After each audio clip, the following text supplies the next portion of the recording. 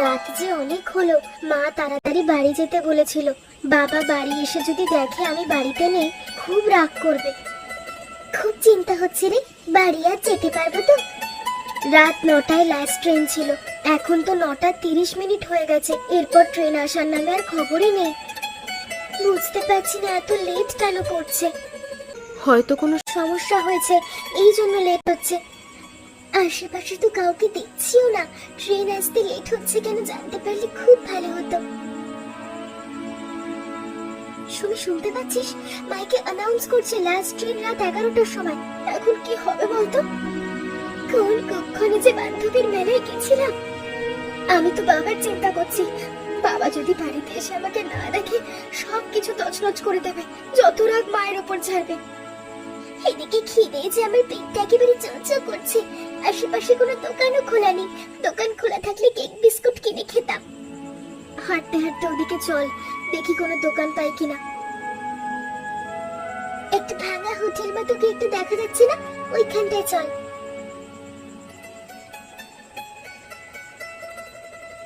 আপনার হোটেলে খাবার পাওয়া যাবে? এটা হোটেল, এখানে সব সময় খাবার থাকে। এখানে কচু ইলিশ আর গরম ভাত পাবেন। তাই দিন, আমাদের খিদেটা মিটুক। কি স্বাদ! দিয়া দেখ দেখ, খুব টেস্টি। হ্যাঁ রে, খুবই টেস্টি। সুমন দাদা, এখানে আরেকটু ভাত আর কচু ইলিশ দিন না। এই নিন। সুমি, ট্রেনের হুইসেল শোনা যাচ্ছে, তাড়াতাড়ি চল। ট্রেন তো 11টায় আসার কথা ছিল। তাড়াতাড়ি যান, নইলে ট্রেন ধরতে পারবেন না।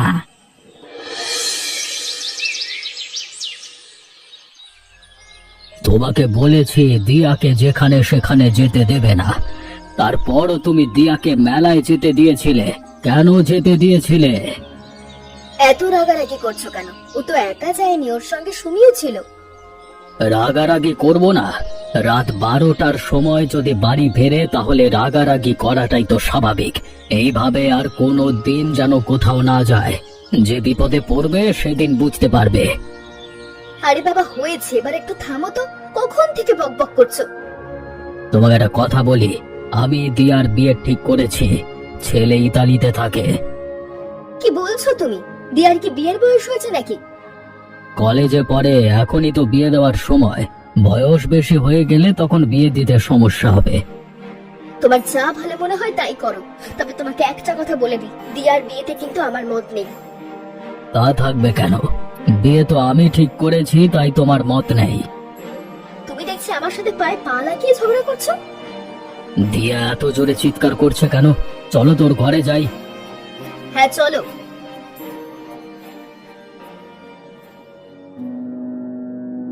কি হয়েছে, এত চিৎকার করছিস কেন?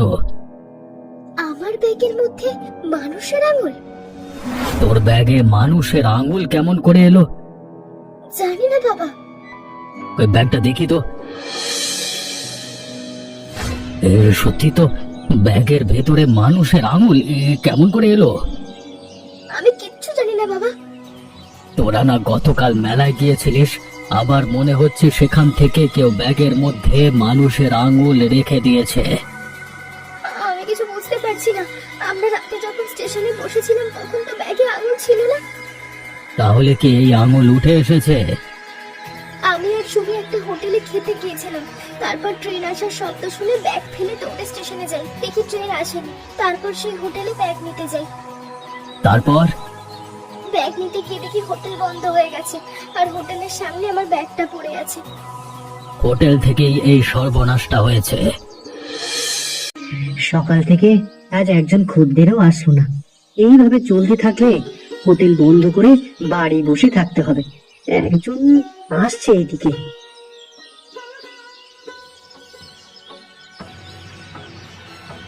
আপনি এই হোটেলের মালিক কোথায়? তাড়াতাড়ি হোটেলের মালিককে ডাকুন। আপনি এসব কি বলছেন? এটা আমার হোটেল। মিথ্যে কথা বলার জায়গা পাচ্ছেন না তাই না? দুদিন আগে রাত 10টায় আমি আর আমার বান্ধবী এই হোটেলে খেতে এসেছিলাম। দেখুন, 2 দিন ধরে আমি হোটেল খুলিনি। তাছাড়া রাত 9টার সময় আমি হোটেল বন্ধ করে দিই। আমার কথা বিশ্বাস না হয় আপনি আশেপাশে সবার কাছে জিজ্ঞেস করতে পারেন। আপনি আবার মিথ্যে কথা বলছেন। আপনাকে পুলিশ দেব। কি হয়েছে বলুন তো? 2 দিন আগে এই হোটেলের সুমন নামে একজন ছিল, উনি তো আমাদেরকে কচু ইলিশের ঝোল আর গরম ভাতও দিলেন। এখানে থেকে বাড়ি যাওয়ার পর আমরা 2 বান্ধবীর ব্যাগে একজন মহিলা মানুষের আঙুল পাওয়া গেছে। এ কি কাণ্ড! আপনার কথা শুনে আমার শরীরে রক্ত জমে গেছে। কিছু বুঝতে পারছেন না তাই না? ডাকুন না সেই লোকটাকে। আমি সুমন নামে কাউকে চিনি না। সত্যি কথা না বললে কিন্তু আপনি বিপদে পড়বেন। আপনি তো আমাকে মহা ঝামেলায় ফেলে দিলেন। ঝামেলা দেখেছেন কি? আমি এখন গেলাম, পরে আবার আসবো।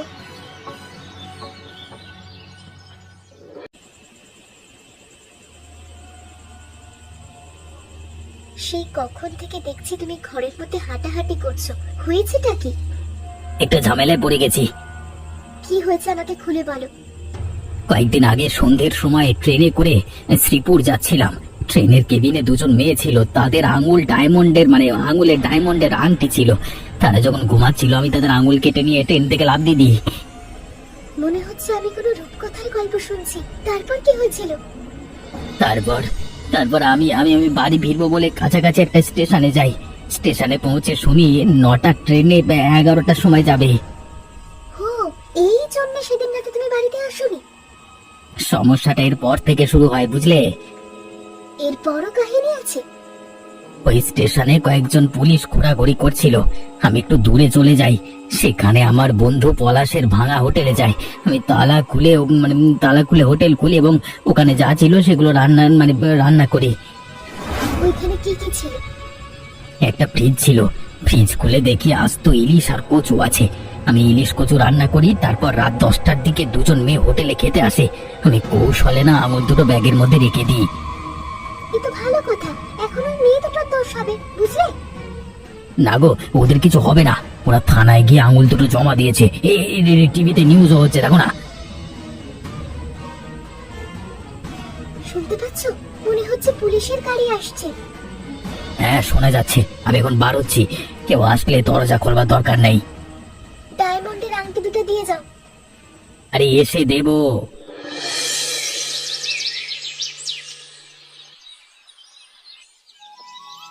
তোমাদের কি হলো? ছেলে এসে বসে রয়েছে আর তোমাদের এখনো হলো না? এত তাড়াহুড়ো করছো কেন? ঠিক সময় মতো মেয়েকে নিয়ে যাব। ভদ্র ঘরের ছেলেদের এইভাবে বসিয়ে রাখতে হয় না, বুঝলে। আমার মেয়েকে বিয়ে করবে বলে ইতালি থেকে চলে এসেছে। আচ্ছা, আমাকে একটা কথা বলো তো, বিদেশি ছেলের সঙ্গে মেয়ের বিয়ে দিতে তোমার খারাপ লাগছে না? খারাপ লাগবে কেন? বিয়ের পর আমার মেয়েকে ইতালি নিয়ে যাবে, সেখানে আমার মেয়ে অনেক সুখে থাকবে। কি জানি বাবু, আমার একমাত্র মেয়ে বিয়ের পর ইতালি চলে যাবে, আমার ভাবতেই খারাপ লাগছে। মেয়েকে তো বিয়ে দিতে হবে। এটা কি সারা জীবন বাড়ি বসে থাকবে? বিয়ে দেবো না কেন? দেশে তো চাকরিজীবী ছেলে আছে, একটা চাকরিজীবী ছেলের সঙ্গে বিয়ে দিলেই তো হয়। চাকরিজীবী ছেলের সাথে বিয়ে করলে সংসারের অভাব কোনোদিন যাবে না। যাকগে, আমি গেলাম। তুমি দিয়াকে তাড়াতাড়ি নিয়ে এসো। দিয়া, চল এবার যাই। সুমির আসার কথা ছিল না, কিন্তু ও তো এলো না। হয়তো কোনো কাজের জন্য আসতে পারেনি। আচ্ছা চলো মা, দেখি বাবা আমার জন্য কেমন পাত্র ঠিক করলো। আপনাকে তো আমি আসলে খুঁজছি।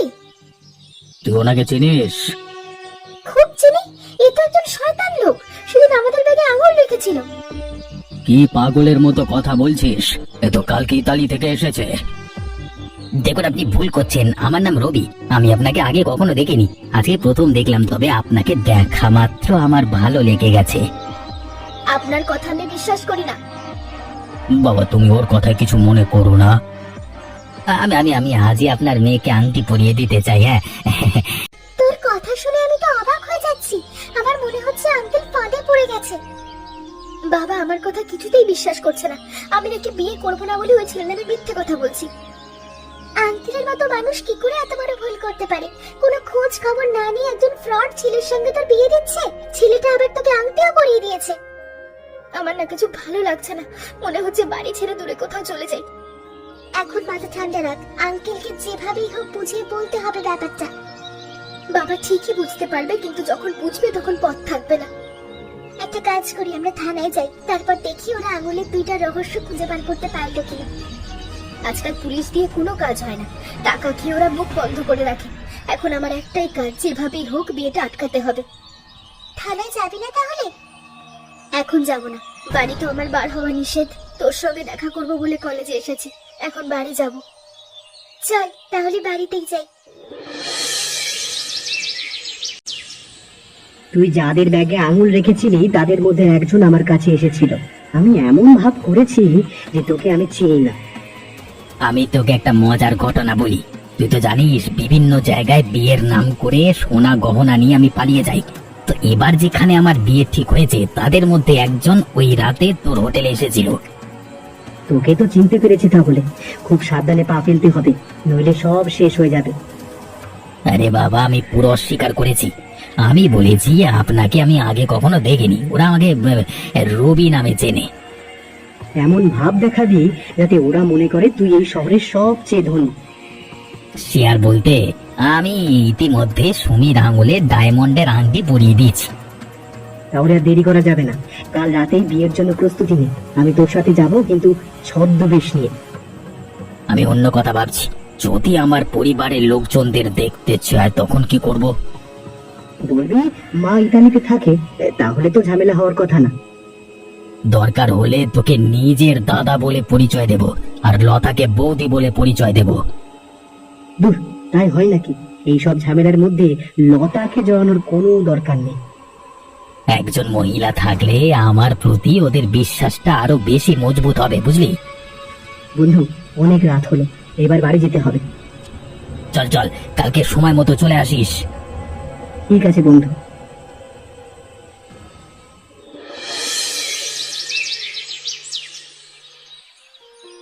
মা, একটু ঘরে আসো তো, তোমার সঙ্গে কথা আছে। তাড়াতাড়ি বল, আমার হাতে অনেক কাজ। সারাদিন তো এত কাজ করো, সব সময় তুমি ব্যস্ত। আমার কাজ আর তোর বাবার কখনো চোখে পড়ে না। রাগ করো না, আমি তোমার সঙ্গে মজা করলাম। ভনিতা না করে যা বলার বল। মা দেখো, পেপারে দুজন ভদ্র মহিলার ছবি দিয়েছে। এই মহিলা দুজন আঙুল কেটে নিয়ে গেছে এক শয়তান। ওদের আঙুলে ডায়মন্ডের আংটি ছিল। আমাদের ব্যাগে যে রাতে আঙুল পাওয়া গিয়েছিল, ওই রাতেই এদের আঙুল কাটা গেছে। শহরে এমন মানুষের সঙ্গে আরো হচ্ছে। কি ভয়ঙ্কর কাণ্ড! আমার কেন জানি না মনে হচ্ছে ওরা ছদ্মবেশ নিয়ে ঘুরে বেড়ায়। মা, তুমি বুঝতে পারছো বাবা যে কেন বুঝে না? তোর বাবার তো টাকা দেখলে মাথা ঠিক থাকে না, মনে করে যার টাকা আছে সেই মানুষ। তোমাকে বলছি, ওই ছেলের সাথে কোনোভাবে বিয়ে করা যাবে না, একটা ভণ্ড ছেলে। শোনো, তোমাদের একটা কথা বলি, আজকে রাতেই দিয়ার বিয়ে হবে। ছেলে পক্ষ বেশি দেরি করতে চাইছে না। আমার একমাত্র মেয়ের আমি এইভাবে বিয়ে দেব না। আমার কথার এদিক ওদিক হবে না, কথাটা মনে থাকে জানো। মা, এখন কি করব? যে করে হোক বিয়েটা আটকাতে হবে। তুই বাড়ি থেকে পালিয়ে যা। পালিয়ে যাব? কোথায়? সুমিদের বাড়ি। ওদের বাড়ি থেকে বাবা আমাকে ঠিক নিয়ে আসবে। একটা কাজ করি, আমি টিনাদের বাড়িতে যাই। তুমি 1 ঘন্টা পরে বাবাকে বলবে দিয়া বাড়ি থেকে পালিয়ে গেছে। ঠিক আছে মা। এক সোনা গহনা নিয়ে আসবো, বুঝলে? আমি তোমাকে রাজরানী করে রাখবো। আগে তো নিয়ে এসো, তারপর গল্পটা দিও। তোমার কথা শুনে মনে হচ্ছে আগে কখনো নিয়ে আসেনি। নিয়ে এসেছো, কিন্তু আমাকে তো কিছু দাও না। তোমাকে দিই না মানে? আমার যা কিছু আছে সব তো তোমার। সন্ধ্যা হতে যাচ্ছে, তাড়াতাড়ি বার হও। পলাশের আসবার কথা, পলাশ আসলেই রওনা দেব। হ্যালো, কি বললেন আপনি? আপনার মেয়ে পালিয়ে গেছে? এখন দুঃখ প্রকাশ করলে কি হবে? আমি যে বিয়ের জন্য এত খরচ করলাম, সেই খরচের টাকা আপনি পাঠিয়ে দেন। হ্যালো হ্যালো, ফোন রেখে দিল সালা। কি হয়েছে? কথা শুনে যা মনে হচ্ছে তাতে বুঝলাম বিয়ের পাত্রী পালিয়ে গেছে। বিয়ে তো এমনিতেই হতো না। তুই জানো আমার কত লস হয়ে গেছে? এত লস আমি কি করে সামলাবো? এক জায়গা থেকে লস করে আরেক জায়গা থেকে টাকা উসুল করব। এখানে যেতে পারোনি তাতে কি হয়েছে? আবার নতুন করে অভিযান শুরু করো। এদিকে পলাশের আসবার কথা ছিল, সেও তো এলো না। পলাশ হয়তো নতুন কোন অভিযানে গেছে। আমাকে না বলে পলাশ কোথাও যায় না। হ্যাঁ হ্যাঁ, হাস্য যে। এমনই। দিয়াকে তো মানুষ করতে পারোনি। যে মেয়ে বিয়ের দিন পালিয়ে যায় আমি তাকে মেয়ে বলে স্বীকার করি না। একটাও বাজে কথা বলবে না। তোমার তোমার কথা মতো ওই ছেলের সাথে দিয়ার বিয়ে হলে ওর জীবনটা নষ্ট হয়ে যেত। ওর জীবন নষ্ট হয়ে যেত তোমাকে কে বলেছে? বিয়ে করবার 1 মাসের মধ্যে দিয়াকে নিয়ে ইতালি চলে যেত, সারা জীবন রাজরানী হয়ে থাকতো। রবির মতো ছেলে পাওয়া ভাগ্যের ব্যাপার। তুমি আমাকে একটা কথা বলো তো, ওই ছেলের পরিবার সম্পর্কে তুমি কোনো খোঁজ খবর নিয়েছো? আমি সব খোঁজ খবর নিয়েই রবির সাথে দিয়ার বিয়ে ঠিক করেছিলাম। মা, আমি সব প্রমাণ জোগাড় করে নিয়ে এসেছি। এ বাড়িতে তোর কোনো জায়গা হবে না, যেখানে ছিলি সেখানে চলে যা। মেয়েটা কি প্রমাণ নিয়ে এসেছে সেটা আগে শুনি, তারপর ওকে তাড়িয়ে দিও। আমি ওর কোনো কথা শুনতে চাই না। যেদিন ও বাড়ি ছেড়ে চলে গিয়েছিল সেদিনই আমি ভেবে নিয়েছি আমার মেয়ে মরে গেছে। তুমি এত বড় কথা বলতে পারলে? তুমি একবারও দিয়ার কথা ভাবলে না? কি হলো, এখনো দাঁড়িয়ে আছিস কেন? আমি চলে যাব, তবে এই নিউজ পেপারে কি লেখা আছে সেটা পড়ে তারপর যাব। কি লেখা আছে? এই দুটো ছবি দেখেছো? একজন তো রবি। তোমাকে বারবার বলছি ওর নাম সুমন। এখানে লেখা আছে এই ছেলে দুজন তাদের পরিচয় গোপন করে ছদ্মবেশ নিয়ে ঘুরে বেড়ায়, কখনো মানুষের আঙুল কাটে, আবার কখনো ধনী পরিবারের বিয়ে ঠিক করে সোনা গয়না নিয়ে পালিয়ে যায়। নিউজ পেপারটা তোর বাবার কাছে দে, নিজে পড়ুক। আমি এবার চলে যাচ্ছি। এই বাড়িতে আমার যেহেতু জায়গা নেই, আমি আর থাকতেও চাই না। আমার ভুল হয়ে গেছে, আমি আর কখনো নিজে কোনো সিদ্ধান্ত নেব না। দিয়া মা, তুই আমাকে ক্ষমা করে দে। তুই বাড়ি ছেড়ে চলে গেলে আমিও তোর সঙ্গে চলে যাব। তোমরা আমাকে একা ফেলে যেও না, আমাকে তোমরা ক্ষমা করে দাও। আমি কথা দিচ্ছি তোমাদের সাথে আমি কোনো দিন খারাপ ব্যবহার করব না। দিয়া, তোর বাবাকে ক্ষমা করে দে। এবার বলো না তোমরা, তোমাদের ছেড়ে আমি কোথাও যাব না। তা ছিল, সব নিয়ে লতা পালিয়ে গেছে। লতার চিন্তা বাদ দিয়ে নিজের জীবন নিয়ে ভাব। আমাদের সব গেল রে পলাশ, সব গেল। কচু ইলিশ মাছের হোটেল থেকে আমরা যা আয় রোজগার হতো তা দিয়ে সংসার চলে যেত। বেশি লোভ করতে গিয়ে আমরা এখন মৃত্যুর মুখে, যে কোনো সময় পুলিশ আমাদের ধরে নিয়ে যাবে। ধরে নিয়ে যাবে না, সরাসরি গুলি করে দেবে। এখানে থাকাটাও আমাদের জন্য নিরাপদ না। হ্যাঁ, আজকে রাতের মধ্যে নদী পার হয়ে পলাশপুর চলে যাব। পলাশপুর কিছুদিন থেকে আবার অন্য জায়গায় পালিয়ে যেতে হবে। এক জায়গায় বেশি দিন থাকা আমাদের জন্য একদম নিরাপদ না। এই বাহিরে গিয়ে অপেক্ষা কর, আমি হোটেলে তালা লাগিয়ে দিই। তাড়াতাড়ি বার হতে হবে সুমন, মনে হচ্ছে এইদিকে কেউ আসছে। এত রাতে আবার এইদিকে আসছে, পুলিশ আসছে, এখনই পালাতে হবে। পালাতে গেলেই ধরা পড়বো, তার চেয়ে ভালো হয় এখানে যদি চুপ করে বসে থাকি। আজকে আমাদের বাঁচার কোনো রাস্তা খুঁজে পাচ্ছি না। আহ! এই পলাশ, কি হলো? আমার বুকে গুলি লাগছে, তুই পালিয়ে যা। আহ! আমার বুকে গুলি লেগেছে।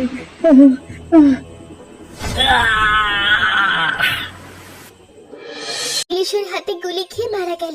ওদের মতো মানুষ বেঁচে থাকার থেকে না থাকাই ভালো। ওরা মানুষের কত ক্ষতি করেছে, তার কোনো ঠিক আছে? তবে রাত করে আর কখনো বাড়ি ফিরবো না, আমাদের শিক্ষা হয়ে গেছে। ট্রেন লেট না হলে আমরা ঠিক সময় বাড়ি পৌঁছতাম। তবে আঙ্কেল যে ভুল বুঝতে পেরেছে এটা ভেবে আমার খুব ভালো লাগছে। আমার বাবা খুব রাগী, নিজের যা ভালো মনে হয় সেটাই করে। সুমন ধরা পড়ার পর থেকে বাবা একদম পরিবর্তন হয়ে গেছে। এই দিয়া, ফুচকা খাবি? কতদিন যে ফুচকা খাওয়া হয়নি। ফুচকা খাবো জানিস শুনে, আজকে আমার খুব স্বাধীন লাগছে, আকাশে উঠতে ইচ্ছা করছে। সামনের সপ্তাহ থেকে পরীক্ষা শুরু, সে কথাকে ভুলে গেছিস? তুই আবার পরীক্ষার কথা মনে করিয়ে দিলে তো, ব্যাস মনটা খারাপ হয়ে গেল। পরীক্ষা হবে তাই বলে কি আনন্দ করতে পারবো না? ফুচকা খেয়ে আজ পার্কে যাব। পার্কে গেলেও সময় মতো বাড়ি ফিরতে হবে। ঠিক আছে বন্ধু, তাই হবে।